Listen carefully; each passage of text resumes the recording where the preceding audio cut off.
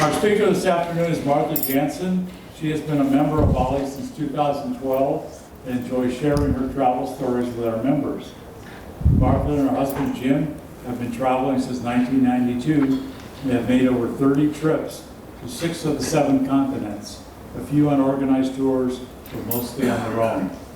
Today she's sharing her solo journey in 2018 to Spain, where she walked the El Camino de Frances for the second time from the French Alps across Spain to Santiago de Compostela. Okay, Martha. I want to thank OLLI for inviting me to share this journey with you. And I also want to thank my husband, Jim, who's going to have a little red beam for you to point out things on the photos. And I want to apologize up front. My Spanish is not great. I'm taking Spanish 1 right now, so I'm working on it. But just bear with me on the Spanish, okay? So good morning and bueno camino. Bueno camino is our greeting on the trail for either hello, goodbye, or good morning, or anything we do. We constantly use that all the way through the trail. And many people have asked me about my trips about walking, and I've expressed that I would someday get here and make you a speech so that I could share with you some of my experiences, and hopefully it'll answer some of your questions, and maybe you'll walk it also one day. Age is no limit, by the way. The first question that most people have is, well, what's a Camino? It's a pilgrimage to a holy place. There are many paths leading to holy places throughout the world, but today we're going to be talking about the path in Europe that leads to only one city, and that is Santiago de Compostela in northwest Spain. There are also many reasons that people walk a Camino, some for religious, some for personal, and some for exercise. You don't have to be a Christian. You don't have to be a Catholic. You just have to be a person that wants to get out there and walk the Camino, and there are thousands. I believe I just recently read that up to this point in time in this year, they've had 300,000 people, and those are only the ones that registered at the end. So it's quite a thing. These are the routes that are within Spain and Portugal. Most pilgrims walk a combination of these paths to complete their pilgrimage and receive a Compostela from the cathedral in Santiago at the end. It shows that they've completed the required miles. The most popular one is the Camino Frances, which is the one that I've done twice. They're shown here in bright red across the top of Spain. It's approximately 500 miles, but to receive the Compostela, you're only required to do 100 kilometers, which is only about 70 miles, and that's what the majority of the pilgrims do that particular tour. In fact, I think Janice did this, didn't you? Yes. Yes. Okay, and if you're riding a horse or a bicycle, it's double the amount. So you'd have to go 140 miles if you want to do that. And a lot of people do. Not so much the horse, but there's a few on horses, but there are a lot of people on bicycles.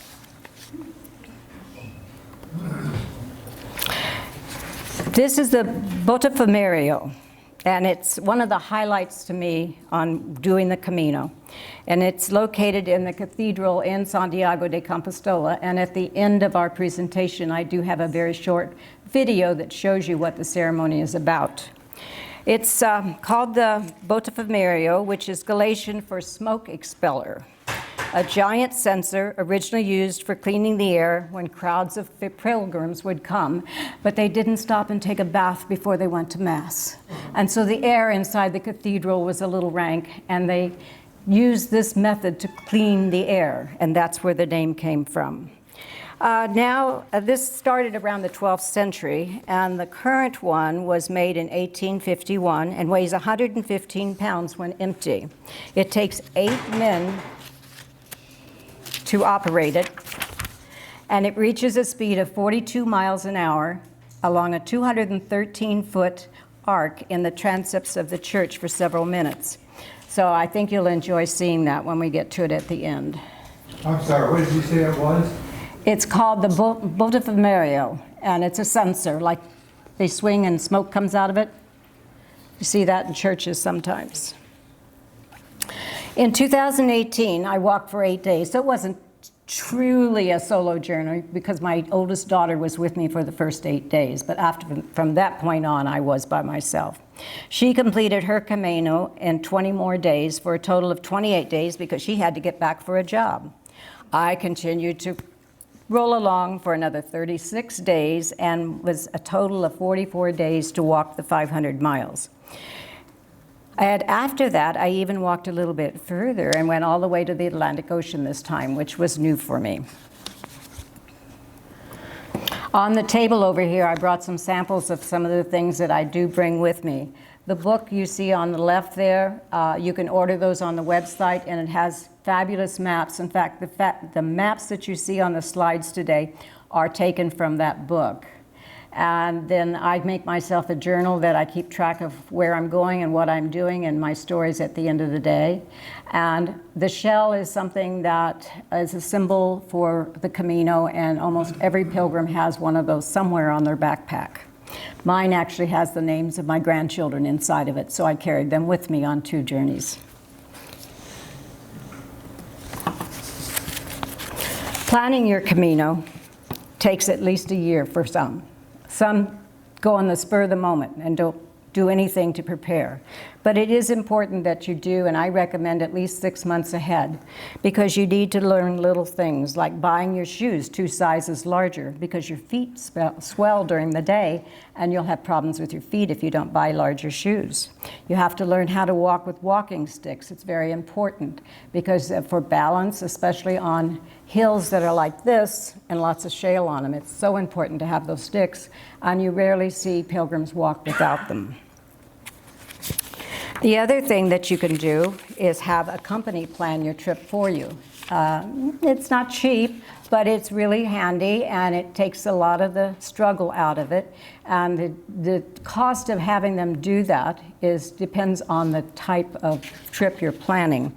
But if you do your own planning, and if you sleep in the albergues, which are dormitories, and you eat pilgrim meals and carry your own backpack, you can easily do this journey for about 30 euros a day, which is a very reasonable trip.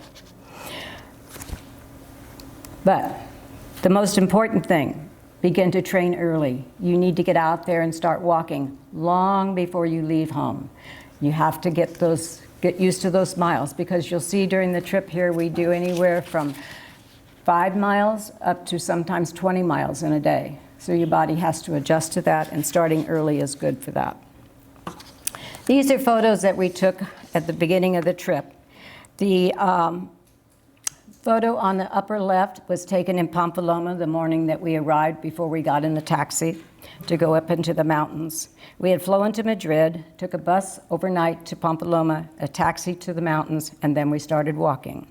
And the photo on the top right is my daughter. She had just checked in with the people at the shop. You have to literally sign in that you're going, and they stamp your cello into your book, which is a stamp, and you carry that book with you all the way through, and that proves that you've walked. And it becomes very important if you only walk the short end, because there you have to start getting 2 of those stamps a day. Where do you get a stamp? You can get them at the office like we did here. You can get them at a church. You can get them at a bar.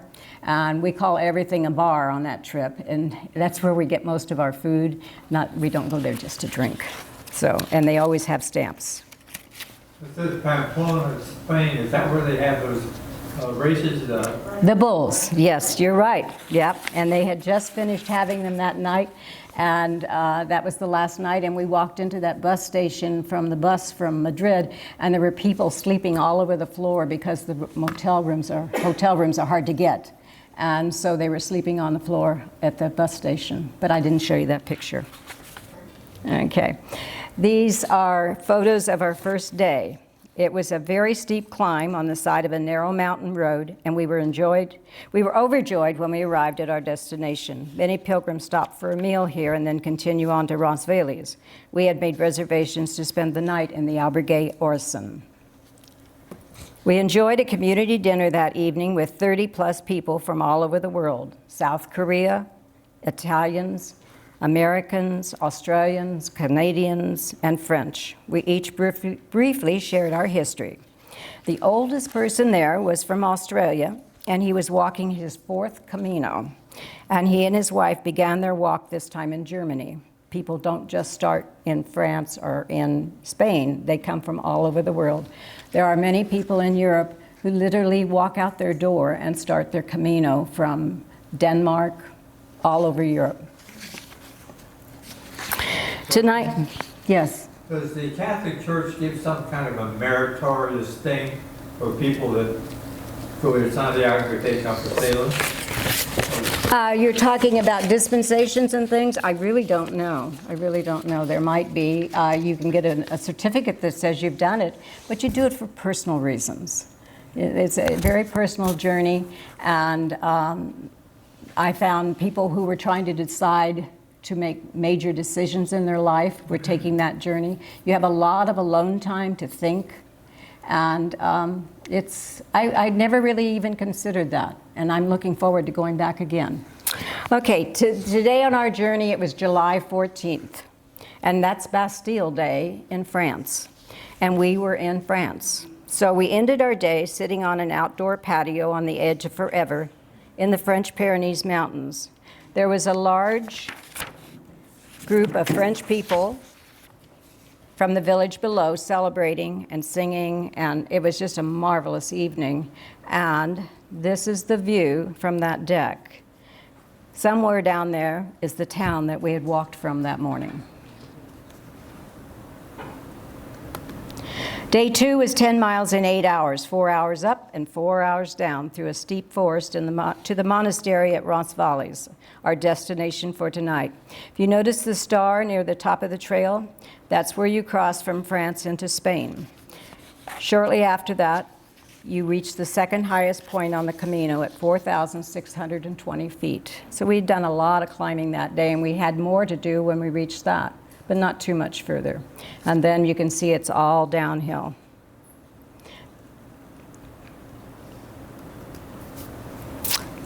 I walked with an Episcopal minister today from northwest part of England. She and her son are only walking to Pamplona. Many people in Europe do their Caminos in sections, starting each year where they left off the year before. And that way they take sometimes 5 years to walk the Camino. And those of us who come from a long distance, we're really jealous of people who could walk for a week and go home. The photo on the right is what the trail was most of that day, except that one's going uphill. It was the downhill ones that I fell on. This is a view of the monastery. We were so happy to see that coming out of that forest, and that's where we spent our night that night. And then that is a church of the photo of the cathedral there at the monastery. And masses are held frequently in the evenings, and yes, you're right. It is a lot of people are Catholic, but even those that aren't Catholic go, and they go for one main reason. At the end of the Mass, almost always, the priest calls everyone up to the front of the church, and they do a special blessing for all the pilgrims, and sometimes they even hand us a token. So it was very special for those, even if you didn't get a whole lot out of the Mass. It was the after one that was so good. Day 3. We left the albergue early this morning at 5:30 a.m. We wore headlamps and flashers for security on our third morning. We'd planned an overly ambitious 17-mile walk. Note that the map is 2 pages, so that means that we were doing more than they had really recommended. By the end of the first segment of it, my back was killing me, literally from the pack. I'd packed way too much. So the person at the bar says, "Why don't you get a bus? It's going to be here soon." So we hopped on the next bus, and we went 8 miles on the bus. But then we felt great and got off and walked the last 5 miles with no problems. So we had a long day, but it wasn't quite as long as we'd planned. That night, we reconsidered what we were carrying on our backs, because purging one's backpack is very common early in the journey. One of the toughest lessons for pilgrims is to pack light. When in doubt, leave it home. The recommended weight is 10% of your body weight. Clothing-wise, you have 1 set to wear and 1 set to wash. You do laundry every night. You can purchase anything you really need anywhere along the trail, and probably much cheaper than you could have bought it at home in the US. So during the first few days, many fill the tables in the albergues that are set up just for that purpose with items they shed from their packs, while others will add to their packs from the table and later wonder why, because they put more weight on it. The top left is our early morning rain gear. The bottom left is a photo of a Roman bridge on the trail. The upper right is our albergue, and below is the bunk. Yes, we're sleeping in small and large dormitories. This was a very nice one.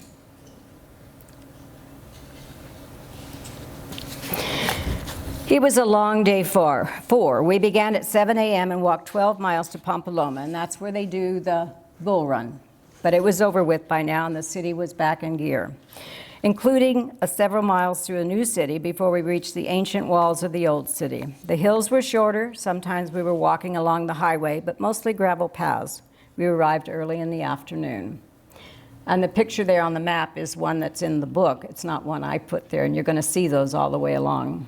This is the trail from Larsona to Pampaloma. And you can see where we went not too long. And these are photo trails. You see someone changing their socks. That's very common along the way. You always have an extra pair of socks in your pack because your feet perspire and you need to change them. So it's nice to see people doing that early in the day there. There's a picture of the trail. The other two photos were just along the trail that day. These are pictures from Pampaloma. There's the cathedral on the left. You have the inside, and you'll notice that huge gold mantle or altar. It's very common to see those, even in small villages. They're amazing. Of course, they made them long time ago, so they've been there for a long time. The photo on the right top is the entrance to the bull ring, where they have the bullfights. Down at the bottom, you see Hemingway's picture, or statue. They've got him as a big fat man. I don't think he was really that fat. In the center is the albergue Jesus and Maria, which is where we stayed that night. And that particular albergue can hold 114 pilgrims. And you can't make a reservation there, but the price is very reasonable, and it's a sought-after place when you walk into that town because of the price, and they give you a clean sheet and a pillow, all for €9 a night. So it's great.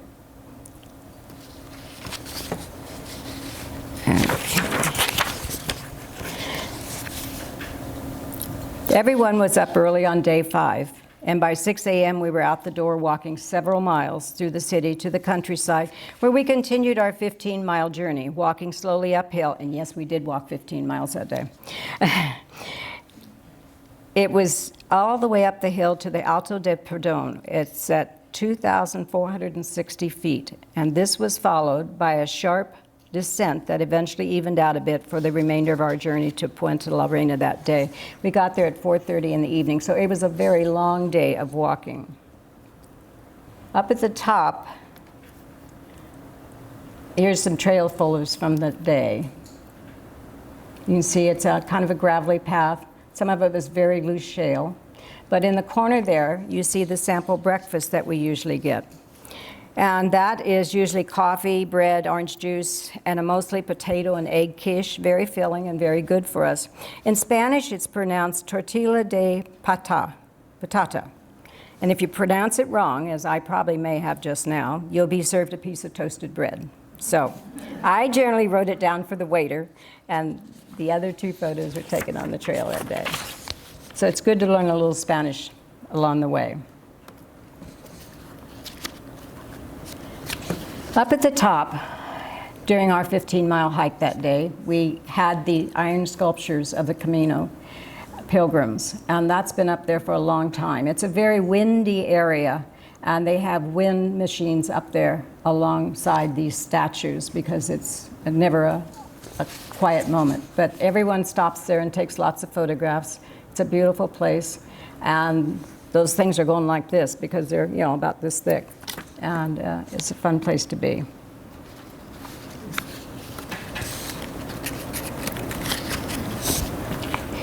Here's some more photos of our day 5. There's a pilgrim changing their socks again inside of the church, and a beautiful Roman bridge coming out of the town of Puente de la Reina, and we walked over that very early in the dark the next morning.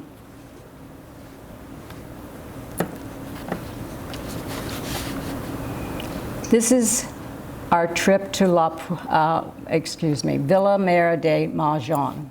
And we did use the bus again today because, again, we thought we could do it, and we were going to go 21 miles. And we didn't quite make 21 miles, but we did make it all the way to Estella, which is at the end of the first page. So if we'd stopped there, we'd have been okay. But we were going, we had reservations at the middle of the next page. So in Estella, we got on a bus, and we took that to the base of the town where we were going to stay. Those bales of hay, they stack them about 3 stories high, and they leave them there until they use them, or they just rot and fall apart. You'll see them in all different stages of rotting all along the Camino. But that's just one of the methods that they use to store their hay. And our albergue that night is on the bottom picture. This was our view of our mountain from the bus that dropped us in the tiny village at the base of the road that led up the mountain to our albergue.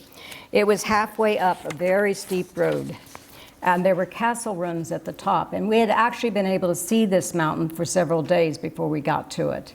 And I was exhausted by the time I got there. My daughter took off and walked all the way up to the castle and explored it, had a great time, and came back down. So she had a lot more energy than I did. But this was a beautiful little church next to it, and it was a great place to stay, and one that I had stayed at before, so I really enjoyed it.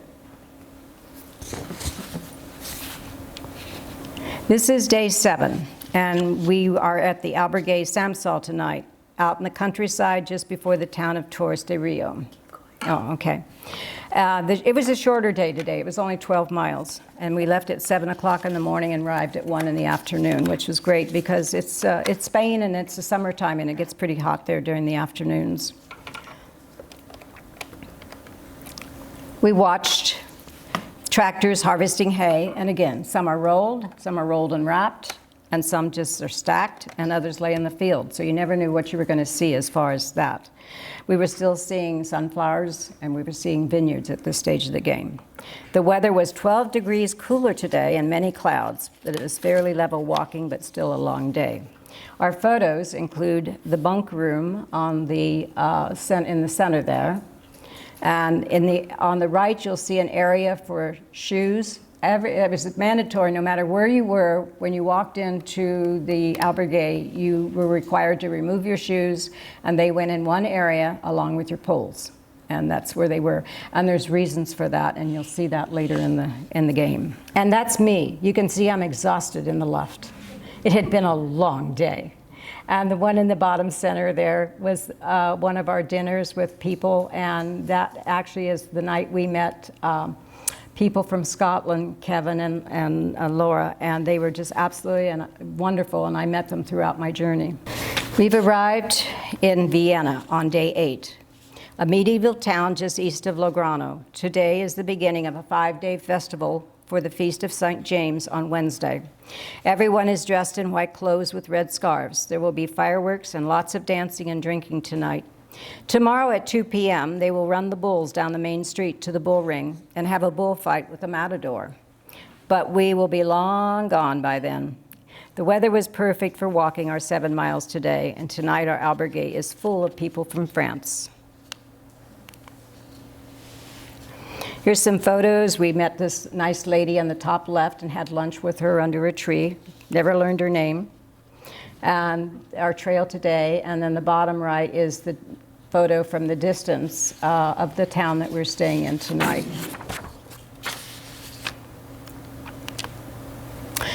This is a picture of our dormitory, and there's the lady and, well, it's the husband and the wife that we met the first night. The one who is 86 and the wife is 87. You'll notice they're not carrying big backpacks, and that helps. And carrying your backpack is not what it's all about. Many people walk with just what we call a day pack. Others had the option when they didn't feel really good, they could pay somebody to take their backpack to the next place. It's very easy to do. And it's not about carrying a backpack, it's about walking the miles. So however it works for you is good. And the little boy down there, he was practicing to be a matador. He was right outside the bull ring. And there's a picture of the bull ring.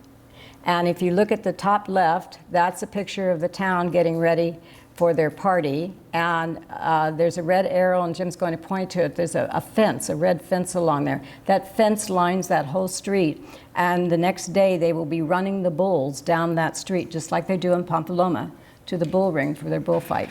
And it would have gone right past our albergue. On the right, we have the cathedral and the inside of the cathedral. Oh, it's day 9, and I'm in Lograno, and I'm by myself, and I miss my daughter. She had left an hour before me, and tonight she's in a town that I'm not going to be at till tomorrow. So you can see she slowed down for me, but I did speed up for her too. So we're going to remain in contact with WhatsApp and texting on our cell phones, because she's going to finish her Camino a month before I get there. Today was an easy walk. I left in daylight at 7, and I was there, oh gosh, in 3 hours. So it was a easy day. These are photos on the trail, and you see my solo walker. You do a lot of that when you're walking by yourself hour after hour. Down below is the photo of Lograno, which was the city where I had walked to. And the top center is one of the many thousands of arrows that point our way. We have maps, but we really just follow the arrows, and they're throughout the pilgrimage trail. And the cathedral in Lograno there. Today I'm going to Navarrete. The day started at 6 a.m. and I finished by 10:30. And I was so glad, because it was a hot day today. Today I walked around a large lake. It's actually a reservoir that had been incorporated into a park that was on my route. I saw workers in the vineyards, and it was mostly gradually uphill and an easy walk of 8.5 miles. And you see the cathedral in the city, and then you see the photo of the silhouette of the bull on the hillside. That is the unofficial symbol of Spain. Tonight I'm in the town of Najara. I arrived just after 11 in the morning, but I couldn't get into the albergue until 1 p.m. I sat in the park across the street where I visited with many of the pilgrims that I've met along the way. They're really a friendly bunch. You never have to worry about walking alone. People say, oh, I can't walk alone. You're rarely alone. And down in the bottom here of the photos, you see the park bench. That was my place till they opened. It was right across the street and along a river. And pictures of the trail of the day. You can see it doesn't look too difficult at this stage.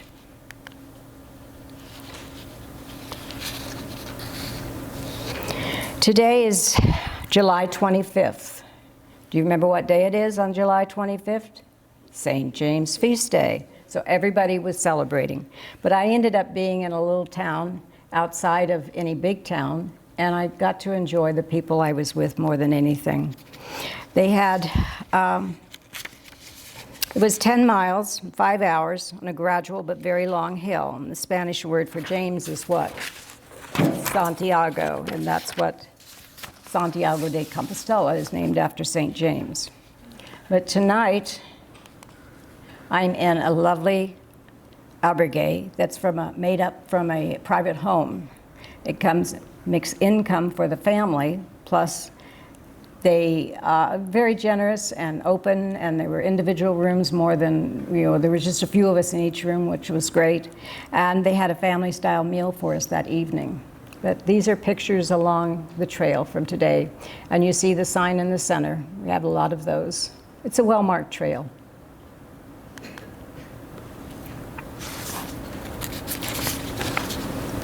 Today I found my pilgrim friend from Budapest that I had met on the first night. She was in Santo Domingo on my way to Granon.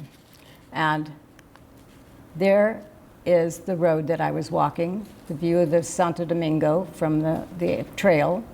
There's the cathedral, and the cathedral in Santiago has something very special in it. They have a rooster, a live rooster inside that church, and it pertains to an ancient story that you're probably all familiar with. If not, look it up.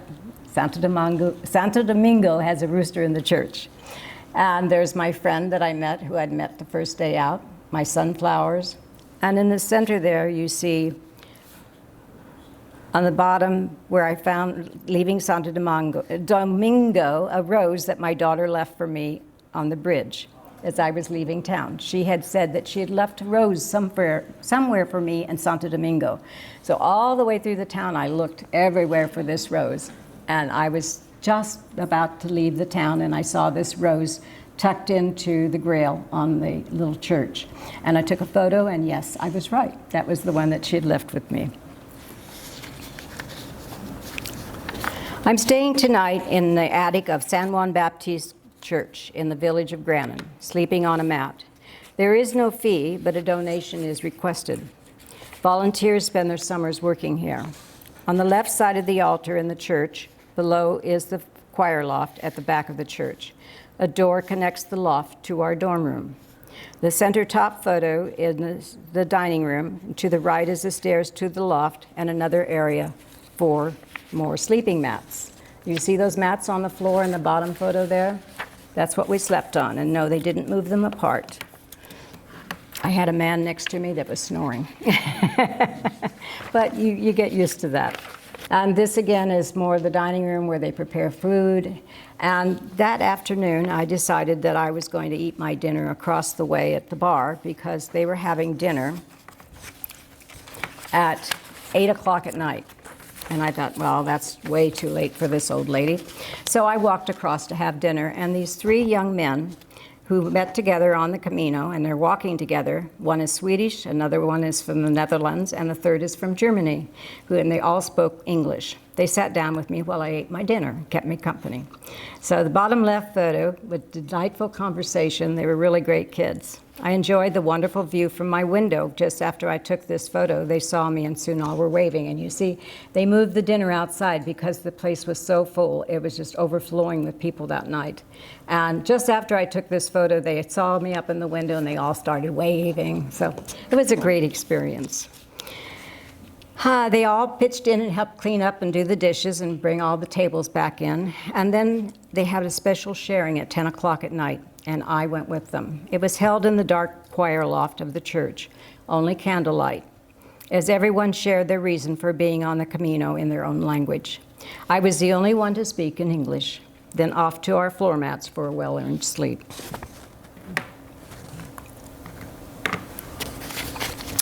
The 14th morning, I walked 3 miles.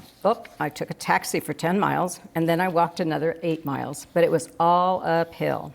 So it was a good day, even though it was very hot walking, and I arrived at my new place by noon, and it was in Villafranca del Monte de Ora.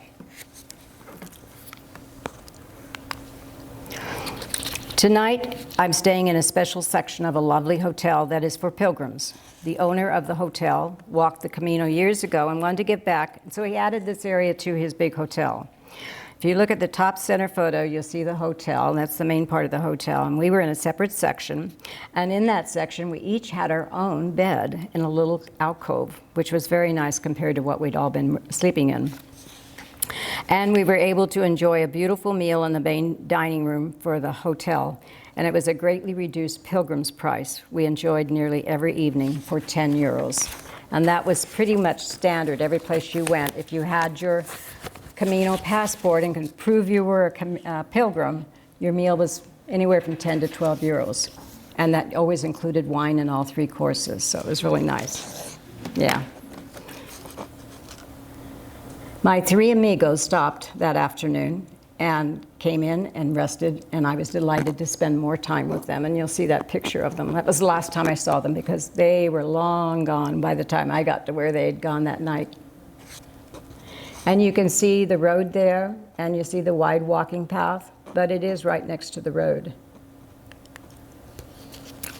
Okay, we're on the next day, and I'm on my way to a beautiful place, but along the way, I made a stop, and I had coffee for only 3 euros, and it was Americana coffee. If you've traveled in Europe, you know to ask for Americana coffee, because otherwise you get a little cup like this.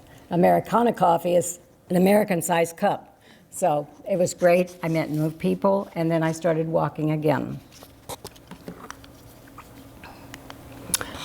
I arrived before noon in Agis, a very old village full of half-timbered buildings and a very old church. This afternoon, I found the wood craftsman who makes working models of everything. He gave me the whole tour in Spanish with lots of sign language. He was a wonderful old man, sharing the history of his village through his little houses that he built. My daughter had suggested that I find his shop and enjoy the tour. She was right. I showed him a photo that Jen had posted on Facebook of the two of them, and he grinned broadly because then he remembered who she was. And after that, I went back to the church and took the picture of, does anybody know what kind of nest that is up in the top? Stork. A stork nest, yes. They have them all over that area. It was great.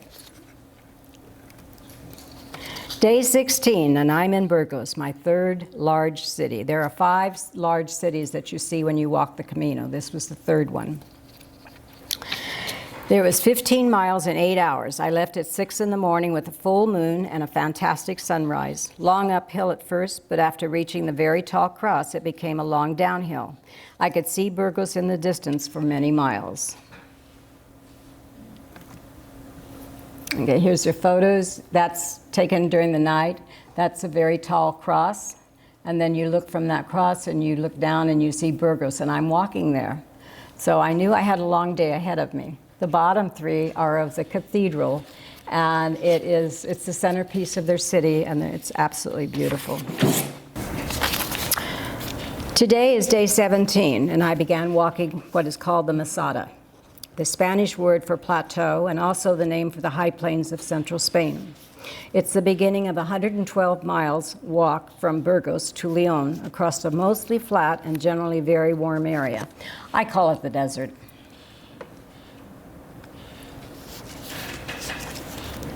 It was a long day with some fun memories. I met a man today who was carrying a French horn and playing a short tune every 10 minutes or so.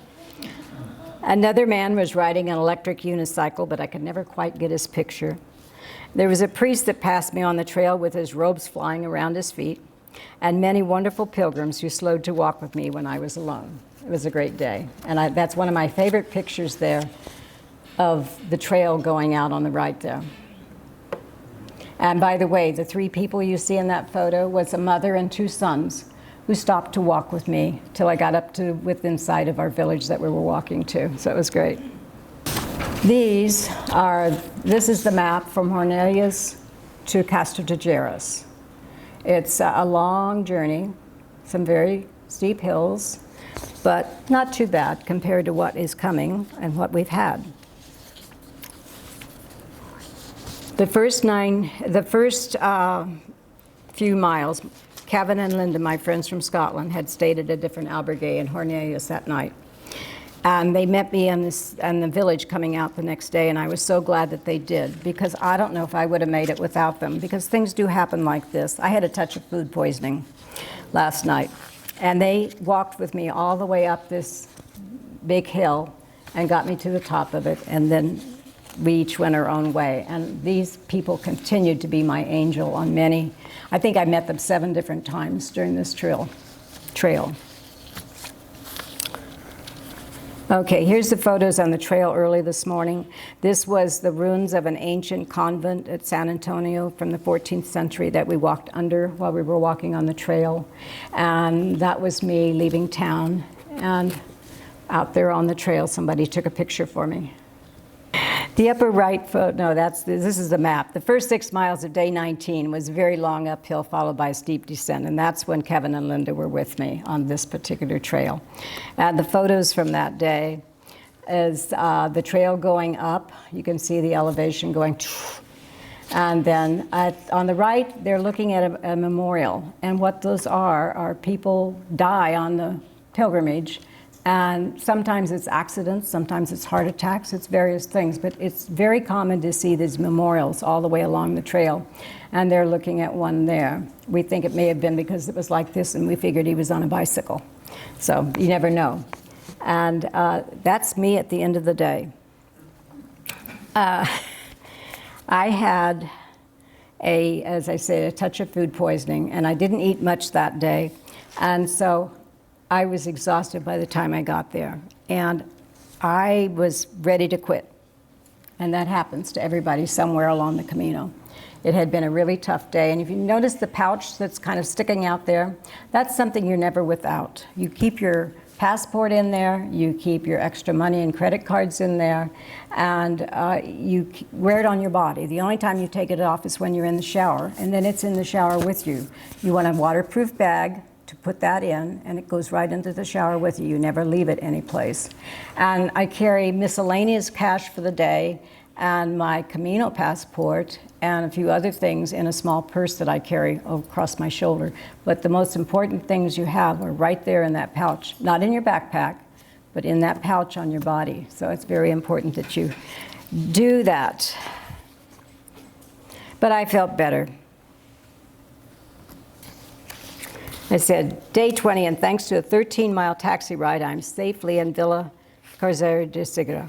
I think waiting for the taxi that morning was harder than as the whole dorm was getting up and ready to leave at 5 a.m., and I didn't have a ride till later. So I must admit that it was tough, but I felt so much better when I got there. I had soup for dinner, the taxi ride, and I was ready to do it. The next morning, when I got to this new town, I saw my first people who were carrying people in wheelchairs, and there were 4 of them in this group. They have extra walkers who take turns rotating between the wheelchairs, and they literally carry them the length of the Camino. And I think they do more of them on the short term, but this was halfway through, so it was a long, long process. This particular town has a group church that goes back to the 12th century, and it was built by the Knights Templar. There are tombs of nobles and royals here, but no kings or queens. And today I got to be a Camino angel. A young girl from Budapest showed up, and she had gotten bitten by bed bugs. So having that experience in 2015, I was an expert. So I got her into some of my clothes after she showered, and we washed everything. And you not only have to wash it, if you can put it in a washer and dryer, you're okay. But if you're washing it by hand, you have to take it and go down the seams and scrape the seams to get the little nests out. And that's how you get rid of them. But it's a part of doing this. And yes, it happens. But it happens in very expensive hotels, too. So it's just one of those experiences. And so, but I got to help her, and that was really a great feel. The next day was my 21st day. I'd been walking for 3 weeks, and I thought I was going to walk 5 miles today, but it only turned out to be 3 miles. I had miscalculated. And this was leading me to a very tough portion of the Camino. And I got there, but I couldn't check in until noon, but I wasn't alone. You can see the backpacks that are lined up against the wall there. We're all waiting to check in. Again, this is an albergue that's made from a former convent, and it's now run by volunteers and Augustinian nuns, and it's only €5 a night for a bed. So I'm feeling great, looking forward to another early start on the 12-mile walk tomorrow. This is a very old town and had over 10,000 citizens at one time. Today, there's only about 2,000. They depend on farming and tourists, and the tourists are a real major portion of their income, and the tourists are pilgrims.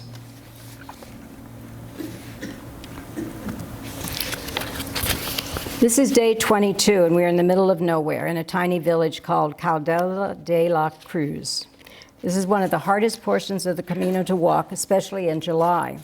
Last night, a friend and I decided to share a vegetable paella for early dinner before the guitar concert by university students in the church. They do keep us entertained. We also made plans to meet at 6 a.m. and take a taxi for the first 5 miles of the 12-mile trek across the Masada because there are no rest areas. Normally, every 3 or 4 miles, there's a bar or a little village or someplace you can rest and do what God calls you to do. But along this track, there is no place to do that. So we decided, since we weren't going to be out there all that long in that heat, we'd better do it that way. So the concert was great. The Mass was a full house. The convent was overflowing with extra mattresses everywhere. After Mass, we all came forward for the pilgrim's blessing, and the head nun and the priest laid hands on each of us for a very personal blessing, and they gave us a tiny paper star about this big, and they had colored it. And it was to remind us as we were walking in the dark to look at the stars and think about the reasons why we are walking. It was a very moving ceremony. The night was miserable. At 6 a.m., I found I'd not been alone. My friend immediately said she had also been sick, so we had another bout of food poisoning. And we agreed to take the whole trip in the taxi. And that night I was being very careful what I ate and drank, and it was still, people were still arriving in the afternoon, and it was 90 degrees out there. This is a picture of the albergue we were in that night. It was a very nice one, but out in the middle of nowhere, and you can see we had a swimming pool, but I didn't use it. I should have probably, but it was really, really nice. Day 23, and I'm in a town by the name of Chigang. I decided to take a taxi for the first 6 miles, and then I walked the trail and met a young Italian boy who was singing as he walked, and we walked together for a mile or so. Also spent time walking with a group of 5 from Beijing, China. One woman spoke excellent English and remembered meeting me 2 days ago. We talked for a long time while we ate lunch, and then finally they were off on the road. Here's some pictures from the trail that day. You can see this grand entrance on the top right. I have no idea when those were built, but that was the original entrance to this town of Chigang. It was a very famous big city and had the largest Benedictine monastery in all of Spain there at one time. And there's a little Roman bridge that we walked over, but unfortunately the church was closed.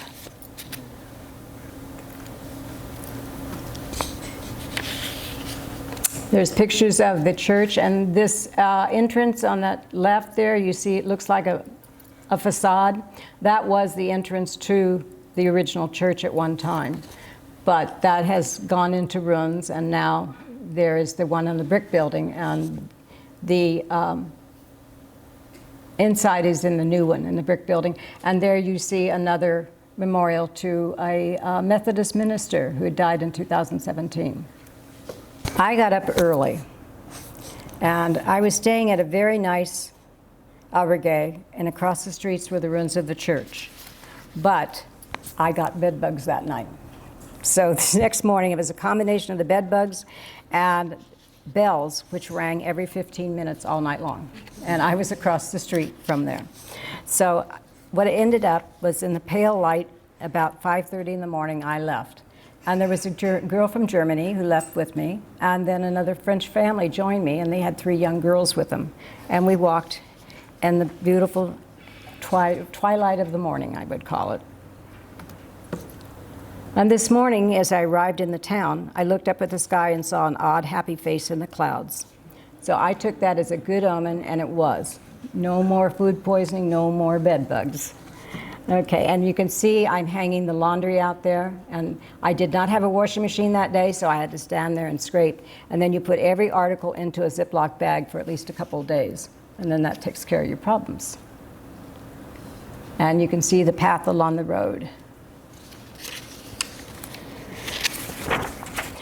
As I was leaving town in the dark at 5 a.m. on day 25, there were 5 dogs barking and daring me to pass them to get to the trail. I backed off, looked at the GPS, and found another route along the highway. But it was a bad move because I kept hitting one barrier after another, forcing me to turn around, backtrack, and find another way. And I was within a distant view of my goal when I saw that the entire trail was flooded. You see the photo here. Let me show you the photo. Up there, it was water. And I had a choice of treading deep water or turning around. I made the decision to turn around. So I walked back facing the sun to where I had started that morning, had them call a taxi, and while I was waiting, I ate breakfast. But the good news is that I did get an 8-mile walk this morning, which was as far as I was supposed to walk to the other town, but I ended up arriving by day.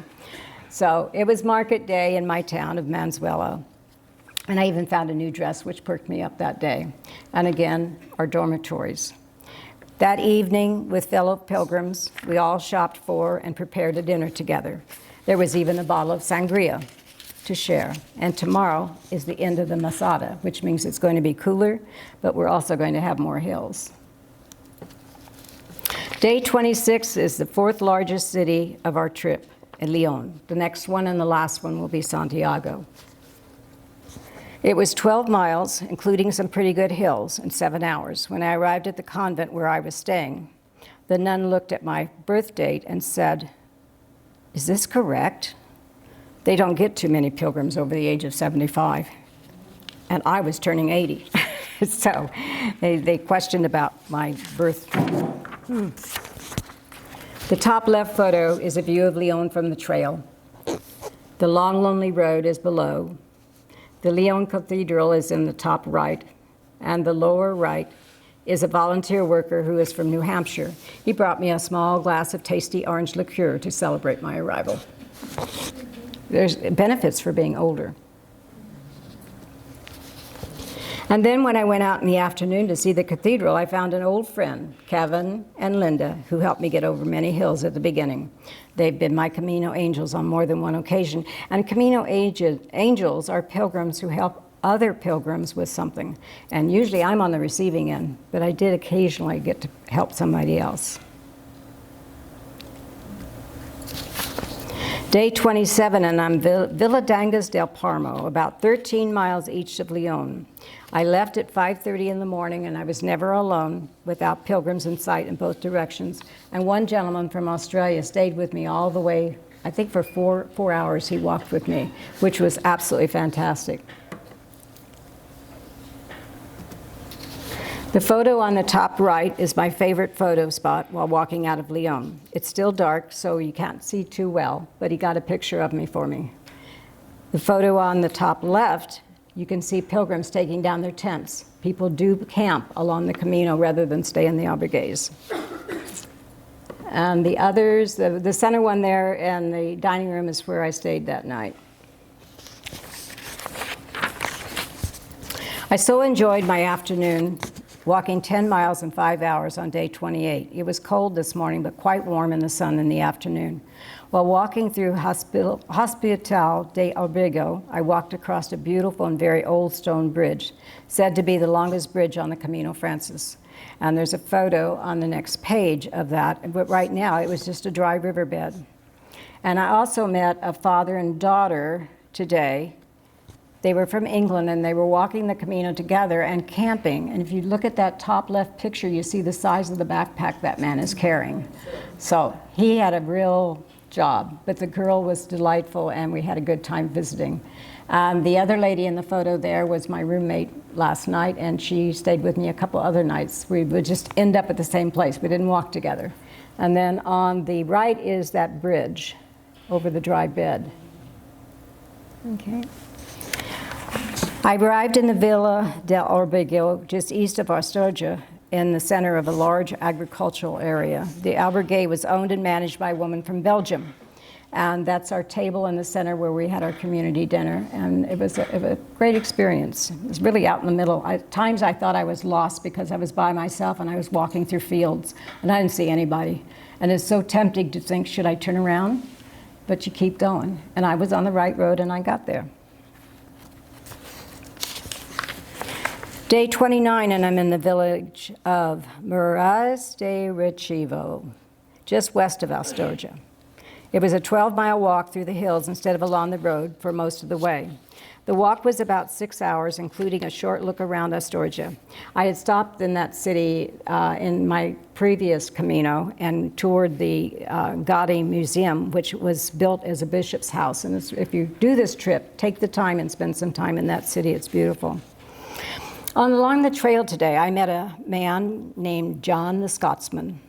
He had very bad feet, and he walked about 1 mile an hour in the middle of nowhere. Then there was David, who for 9 years has lived in the middle of nowhere and earns a living by donations because he offers pilgrims free food, mostly fruit, and a shady place to stop and put your feet up for a spell.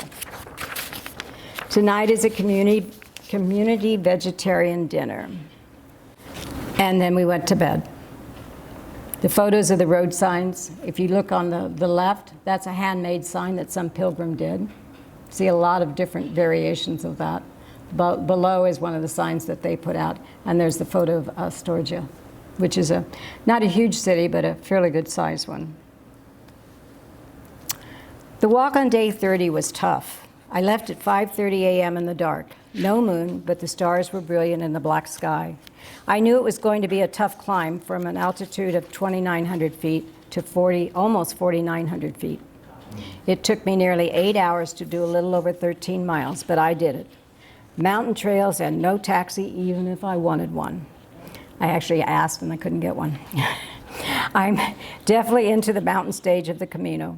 I will finish the last bit tomorrow as we go another short hike up to Cruz de Ferro, the Iron Cross, where one can leave a token. And this is the highest point on the Camino Trail at 4,936 feet. Tonight I'm in the mountain village of Fonsbaden. It was deserted for many years and that's coming back to life now due to the recent increase in the popularity of people walking the Camino. And it's been a lot of fun, and I get a lot of photo requests from other pilgrims when they learn my age. And it's amazing how many new people already know my name from other pilgrims. Today, a group of bicycle riders insisted that I pose with them on the trail. We'd all just completed a very difficult section. One of their group was 60 years old. I can't imagine pushing a bicycle over some of those trails that I can hardly walk. Some ride the roads, but many walk and ride the trails with their bikes. And if you see the photo in the lower left, much of the trail was very rocky and other parts were smooth, but all were uphill. And the cows use those trails too. I was on the trail at 6:30 in the morning. It was a mile further up to reach the top of the mountain in the Iron Cross. And it was pitch dark when I got there. Poor planning. So I've given you one from 2015. And that's the highest point on the trail. The mountain is mostly shale and makes for difficult trails, especially when walking down an elevation over 1,000 feet, mostly in the last 2 miles of today's walk. Tonight I'm in a mountain village town named Acebo, and we overlook the large city of Ponferrada. And you can see that in the distance there on the top left photo. That's where we're walking to the next day. I'm in a beautiful hotel that offers a section with bunk rooms for pilgrims, 6 bunks in each room with individual lights and Wi-Fi, plus the pilgrim meal, which will be the same as the regular guests get, but only 12 euros for us, and it included a 3-course dinner and wine. So we all enjoyed that, and that's the group that I had dinner with that night. Day 32. You see it's a little steep today. I began in daylight at 7 a.m. and walked nearly 9 miles in a little less than 6 hours, mostly by myself as I'm going very slowly because of the trail. This is a section that you do not want to walk in the dark. The first mile was downhill on a country road. The next 4 miles were an extremely steep downhill in what one could characterize as a stream bed. It is notorious as one of the most dangerous sections of the Camino, and you rarely will see anyone riding a bike down this trail. But I did see one that day. I couldn't believe it. And here's the photos. It's an unbelievable section. The bridge is at the base of the village where I had breakfast that morning. And it's the others, can you see the close-up of the trail? Yeah, I think you can. The albergue that I was in that night was really a very nice one. And I had dinner with those 3 Italians, and we had a great time. And the meal was prepared from their garden. It was family owned, and they had their own garden, and they cooked all their meals for us from their garden. The next morning, I had to leave early because I knew I had a long day ahead of me. And I found a couple that was just getting ready to leave, and I asked if I could walk with them, and they said yes. And it turns out they walked holding hands the whole time. They were in front of me most of about two miles, and then we hit the edge of the city and all the rest of the pilgrims, and they took off, and I was on my own after that, but it was really neat of them. And then that day, along the way, I met Gil from Brazil. We talked. He spoke excellent English. We had a great time talking about music and all the things that young kids enjoy. And he was from Brazil, lives in Verona, and I had been to Verona, so we talked about the Verona concerts that are there. I can't think of the name of it. Yes, okay. But he was a great kid. And that night, I ended up with my South Korean friend again, and we had the regional favorite. Does anybody recognize it? Pupu? Pupu. Octopus. It was delicious. I only eat it there, though. But it was a great feast, and we enjoyed it. Today was beautiful sunshine and brisk winds, and I slowly made my way up the mountain for nearly 12 miles. in 6.5 hours. I was headed for El Cibro, not the tallest place on the mountain, but the steepest. I will actually walk over the top tomorrow morning, and on the trail today, I met a Polish couple who crossed my forehead with a blessing, which was so nice. During my walk today, I walked through the town of Villafranca de Buzio, and as I stopped on the bridge to take a photo, a lady came out of her house to talk to me. She only spoke Spanish. She invited me into her home and wanted to give me a huge bottle of water. I followed her into her home, and I thanked her in broken Spanish and explained that I couldn't carry such a big bottle. And you know my Spanish limitations, but we made do. And she said, that's okay. And she filled my little bottle, which was almost empty, with water. It was a beautiful and very special moment for me that day. And I continued on my way for another 7 miles to my albergue at Casa Susie's, and there I went swimming, the one and only time on the trip, sitting in ice-cold river water flowing down the mountains. It was great after a 12-mile walk. And this one is a brand new albergue that is owned by a lady who came to walk the Camino and fell in love with Spain from Australia and came back and opened her own albergue. She, again, has her own vegetables in the garden, and we had a beautiful vegetarian meal. No bunk beds, just 12 single beds, and I'm in the penthouse, separated by a short wall and 3 steps up because I reserved last March, so I felt very special that night. Today we walked along a large, busy highway, but they have installed a barrier to keep us safe, as you can see in the bottom center photo.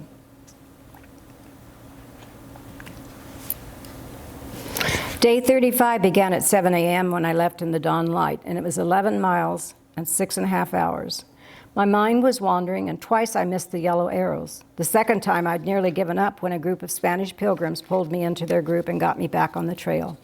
In one village, a group of women were doing individual prayers for pilgrims in their church. I entered the church, and soon it was my turn. Wow, an emotional high with tears rolling down my cheeks by the time I left the church. The last 3 miles were at about a 45-degree angle up a rocky path that was full of horse apples and cow pies. And now you know why we remove our shoes. That's the Spanish group that pulled me in and got me back on track. The cows just walked, well, if you look at the picture on the top right, you can see the cow poop on the road. And the trail going up that day was again very rocky, very shaly, and very steep.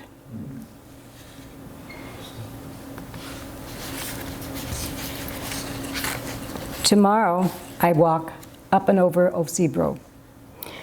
There is a church at the top, but it's not at the very top. It's in a village shortly before that. So I walked to the church early in the morning, had a great view. It was a beautiful, clear day.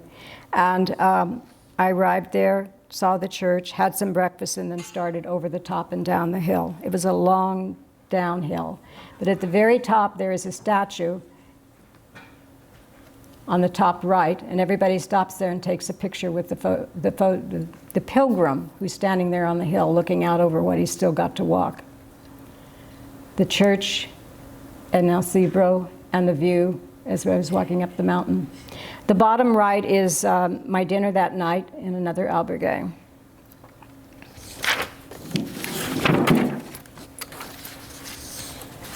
We had a short walk today, only 6 miles, and by this time 6 miles was a breeze. You can do that sleeping.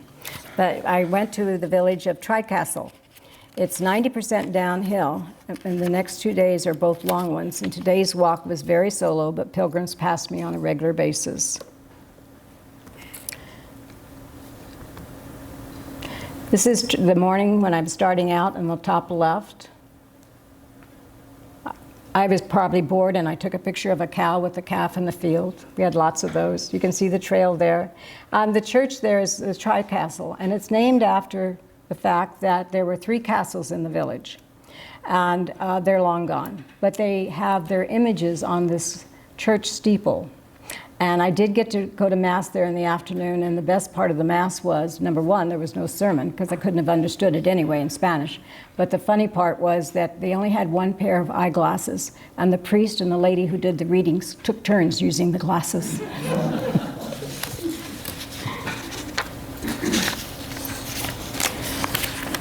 Okay, this is after Tricastle, and we're getting into the area where there are lots of people, because if you can look at the far right, you see Saria, and that's where everybody starts. That's going to have they just want the last 100 kilometers. But a lot of people come out here and start at Tricastle because it's a very interesting walk from there and not too difficult.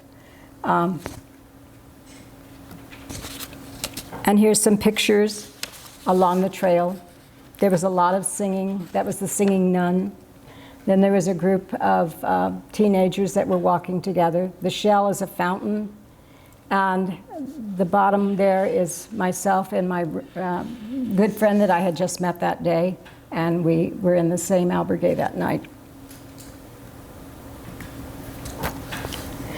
Day 39, we're getting close because there's only 44 days, remember. This is the trail from Saria to Portamoran. And it's not a bad trail. And I'm going to show you, well, you can see the trail, and these are the pictures. On the top left there is the beginning for many people, and it's a long, long walk up those stairs. And people very, very seldom do they go straight up, they pause, but that's the start of their journey. Again, below that is a picture of the trail. On the center is the church. And the story on this is they moved this town from the bottom when they built a dam, but the only thing that was already on top of the hill was their church. And so they moved the whole village, except for the church, up to the top of the hill and then put a dam in. The photo on the top right was a man who had a donkey to carry his backpack for him. There were all kinds of groups that were leaving from Saria. And you can see the pilgrim there. It's painted on the wall with the church. Today was a long day, but I thought I could do it. I knew I was going to get there late, but I was okay with that. It was going to be 14 miles, I believe.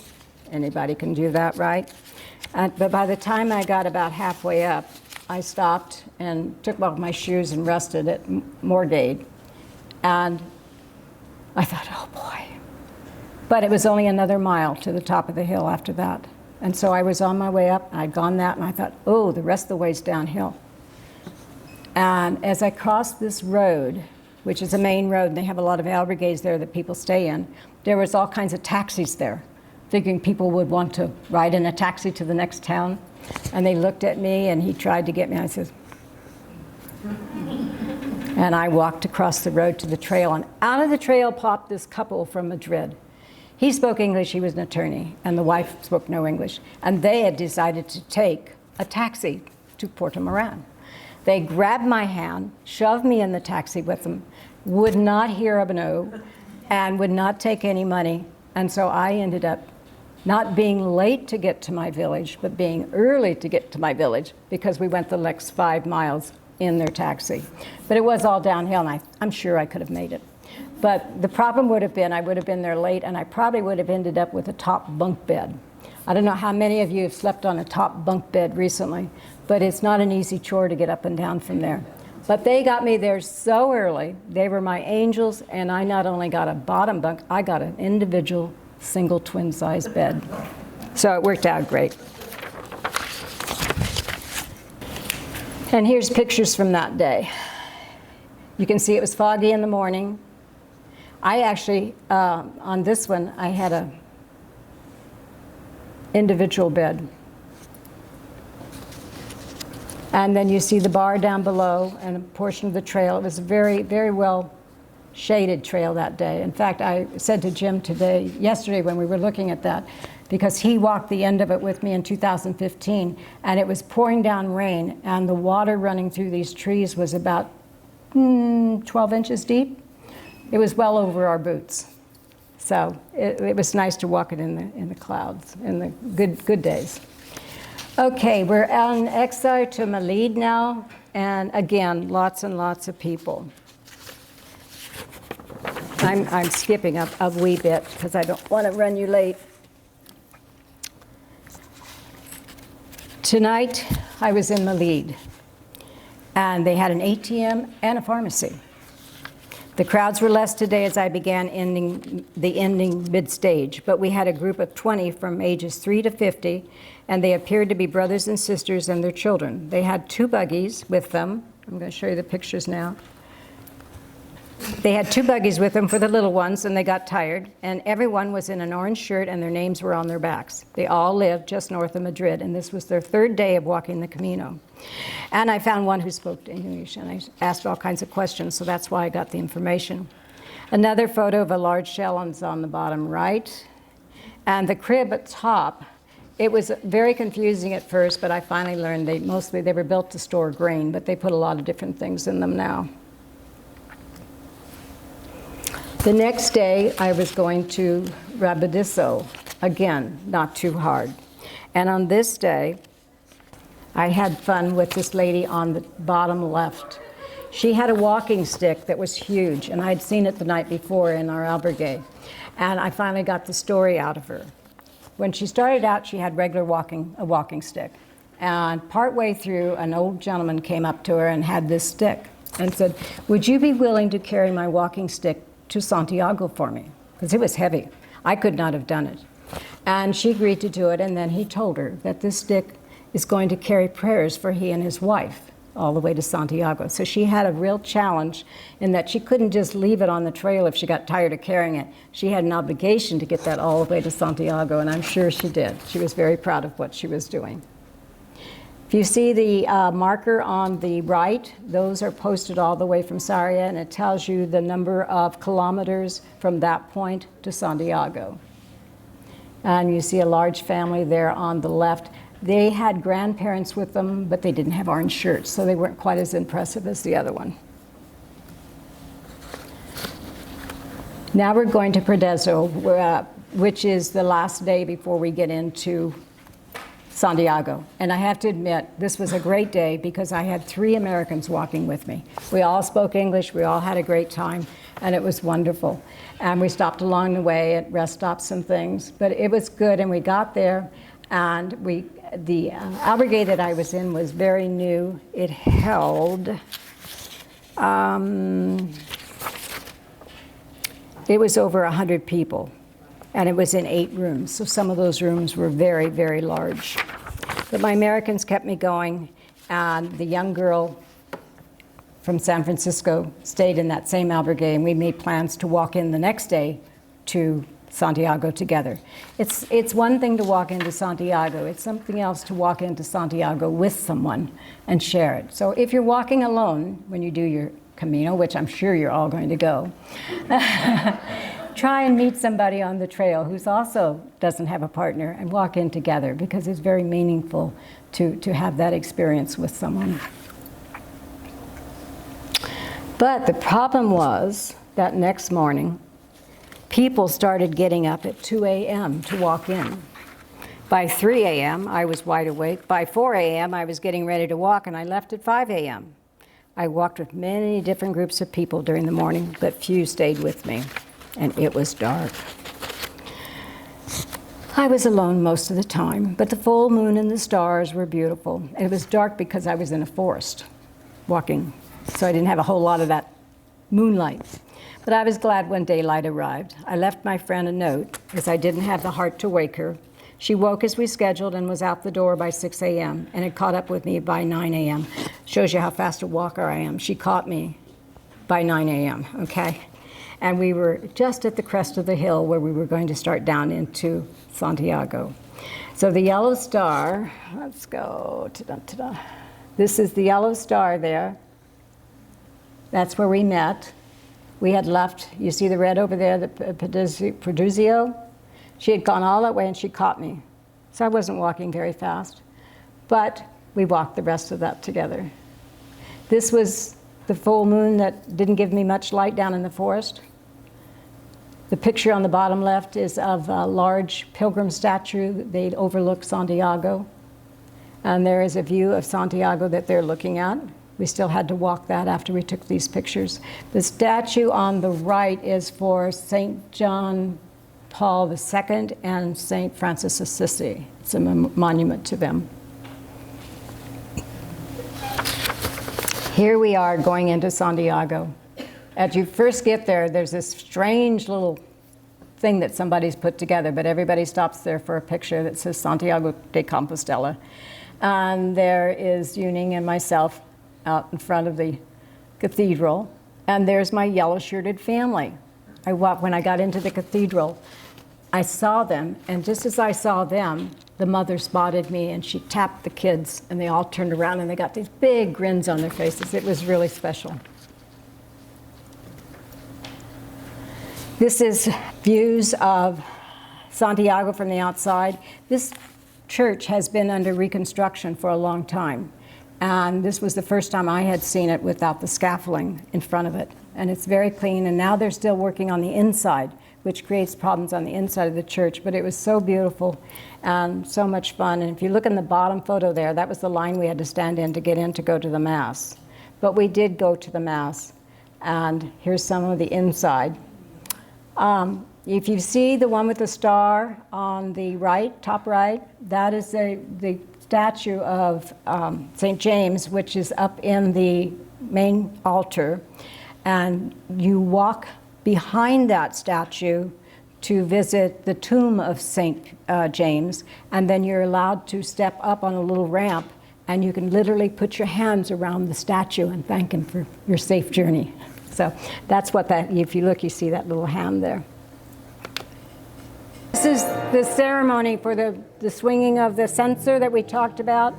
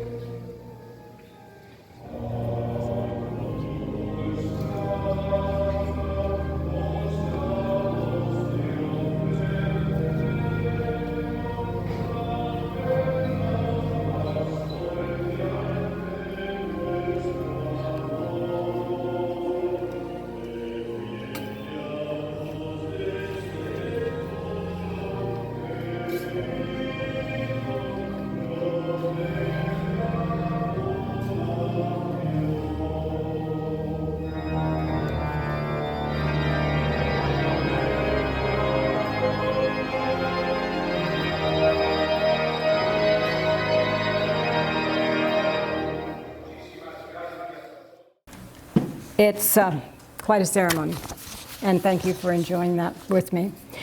This is kind of a recap. I walked 435 miles. See, you thought I was in taxis all the time, right? But I actually did walk 435 miles. I had 62 miles and 7 trips by bus and taxi, and it was 44 days, and I was in Spain for 59 days. So, yes? I just wondered now, you have these distances plotted out. Could one go at a slower pace? Oh, yes. The distance? Oh, yes. And could one stay in hotels rather than sleeping in mats on the floor? Yes.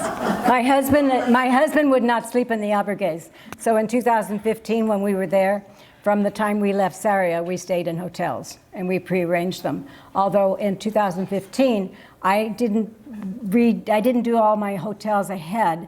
What I did is when I would get someplace that night, I would call ahead and make a reservation for the next night. But it gave me a lot of flexibility, and I could stop. And some people do. They stop for 2 or 3 days at one place and go in. But yes, you can do it, and they have paradors. Yes. And could you like partake in the communal eating, pay to eat with the group, with the hotel? Or You can, but not in the albergues, but you could go to any hotel as long as you have your passport that shows that you are walking and getting these. They will usually give you the pilgrim rate for meals, and because a lot of the meals that we ate were in restaurants in town. Yeah, they weren't always in the albergue. Yeah. There are a lot of benefits for being a pilgrim. Yes, ma'am. Was it infrequent when there was no, if you needed a transportation available? Was that very infrequently? Or? No. Well, when you were in the mountains, it was a little more difficult. And but most of the time, you could almost always get a taxi. There's signs all the way along, taxi signs. They'll come out and get you. And, except for that one time when I really needed one, on going up that really steep hill and really bad with the bicycles. The fellows on the bicycles couldn't get a taxi out there. Well, you could, but you would have had to pay for it to come from a town that was 50 miles away. So it would have been rather expensive, but almost always a transportation. And this is one of the caminos that is very well regulated and a tremendous support system. So it's very easy. And you're almost always within sight of people. It's rare that you're by yourself. And you hook up with people in the albergue and you say you want to walk together. And sometimes I walked with one person for a week. I walked with another person for 3 or 4 days on my first trip. I didn't do too much of that on this one, but I would just meet people and they'd stop and walk with me. It was marvelous. One time, I kind of skipped through this, but when I was on this trail, this gentleman came up and said, "You must be Martha." Scared me to death. But he was from Chicago, and he'd heard, because first of all, my daughter had kind of spread the word as she went in front of me, because we were staying at a lot of the same places.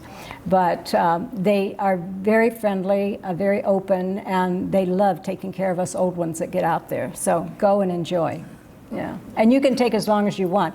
Well, you can't really. You have to do it within 3 months, or you got to get a visa. Jim and I, when we went, we took the bus out to Finisterre, and then we stayed a couple days, and we took the bus back and spent another day in Santiago before flying out. But marvelous, marvelous trip. But I will warn you, it's addictive. It's something you want to do over and over and over. You find people that have walked it so many times, and there's not a million, but a lot of different paths that you can take also. But Janice and I were just talking about, because Janice took it, and we're talking about the one in Portugal, which is Porto, which is about 100 kilometers. So it's not that bad. You can do it in a week. Well, some people can, I can't. Can you? And that's the beauty of it. If you go on your own, you're not pressured. A lot of people, especially large families, they will pick where they're going to stay each night, and then everybody walks at their own pace, and they get there by evening. The young ones, they get there and they have a great time waiting for the old folks to show up. But a lot of large family groups go. Yeah. Any other questions? Well, I'm afraid we're out of time. Out of time. Yeah. But thank you very much. Thank you.